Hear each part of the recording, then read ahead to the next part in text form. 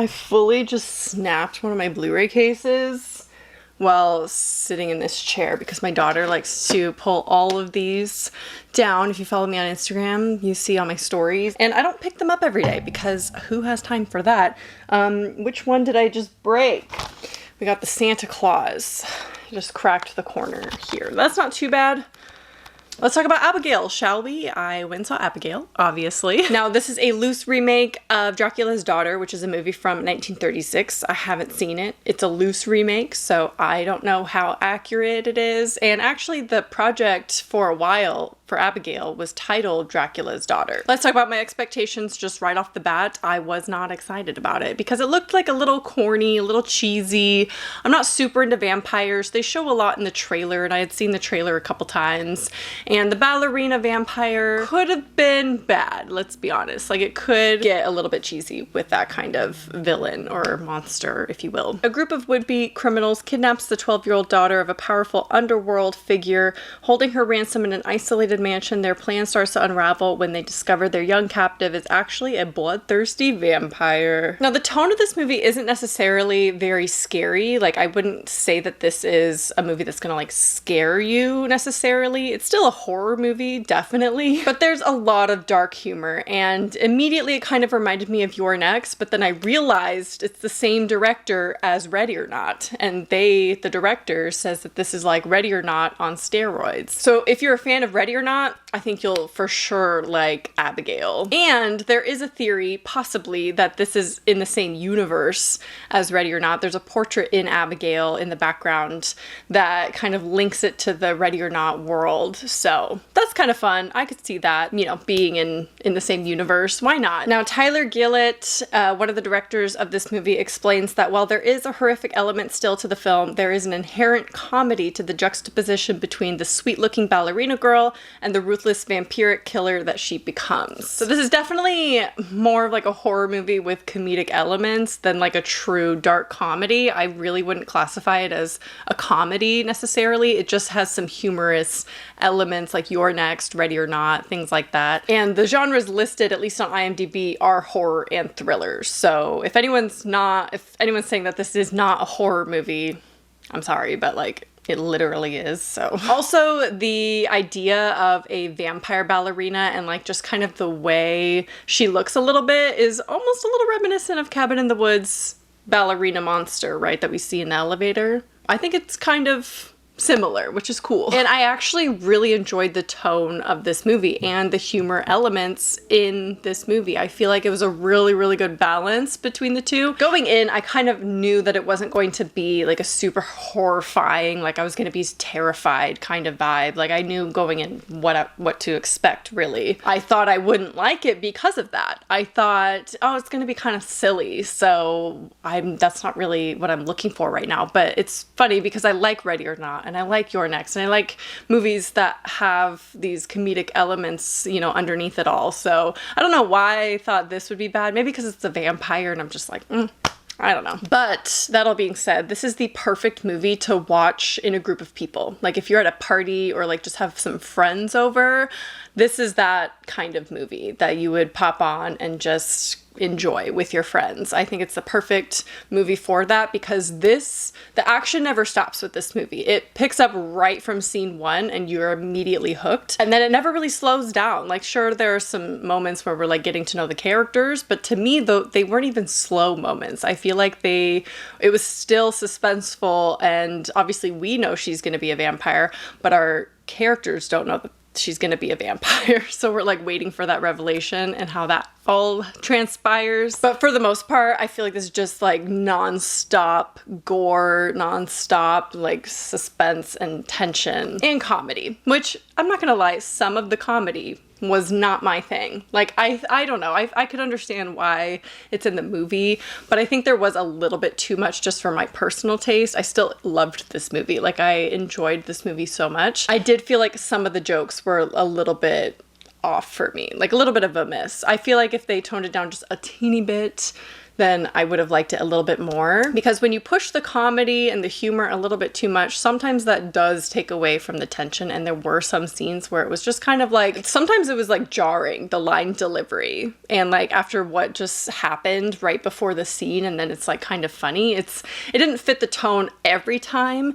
I didn't hate it. It never took me out of it necessarily, but sometimes it was a little too much. Now some, you know, compare this to Megan because it's like, I guess similar, a dancing girl that is evil, but this is nothing like that. Like, I did not really enjoy Megan at all, and this one was a million times better than Megan in my opinion. And that's one of the reasons why I thought this would be a little bit silly or cheesy, because it's just like, yeah, there's gonna be dance scenes, and like, that did not land for me with Megan. So I was thinking that it wouldn't with Abigail either, but this is nothing like Megan, trust me. Megan, even in the unrated cut, never pushed the boundaries like Abigail did. Oh my gosh. And they don't hold back just because she's a child, and it's gory. Like, it is gory. And one of the things that I thought like halfway through the movie when I was having a really good time, I'm like, this is such a great Halloween costume idea, this vampire ballerina. I think that juxtaposition is so cool. Now, having seen it, when I first went in, I was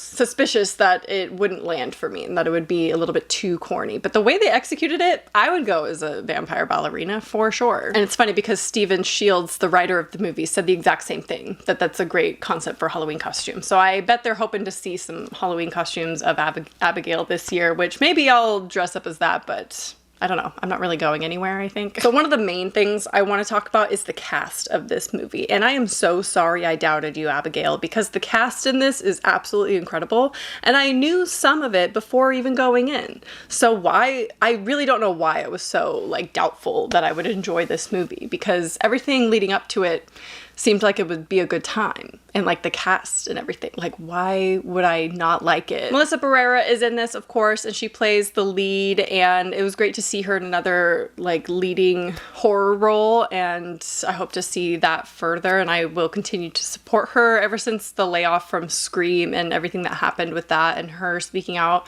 in protest of everything going on and in support of Palestine and kind of what transpired after that. I'm no longer watching the future Scream movies, but I will be seated for anything Melissa Barrera is in. Dan Stevens is also in this. I thought he was fantastic. This character was every character I feel like was pretty dynamic.